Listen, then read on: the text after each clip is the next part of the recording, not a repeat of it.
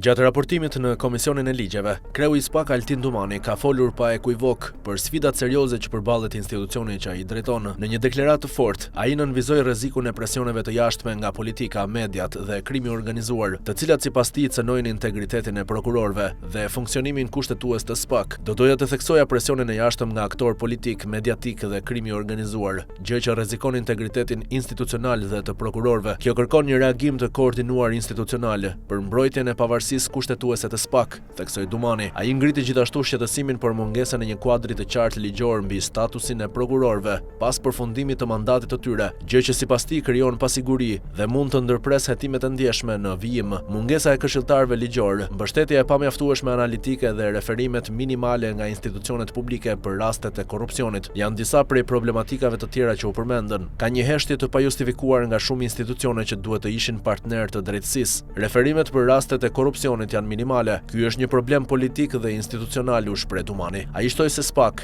është në pritje të finalizimit të sistemit elektronik të administrimit të çështjeve me ndihmën e BE-s dhe theksoi domosdoshmërinë e ngritjes së një njësie të veçantë për të analizuar në mënyrë që të përballojë hetimet komplekse dhe për të përmbushur detyrimet ndërkombëtare. Në fund të fjalës së tij, Dumani kujtoi se në dhjetor SPAK mbush 6 vite dhe se është koha për ta forcuar më tej institucionin, jo vetëm në burime njerëzore dhe teknike, por edhe në mbrojtje ligjore dhe politike të qartë.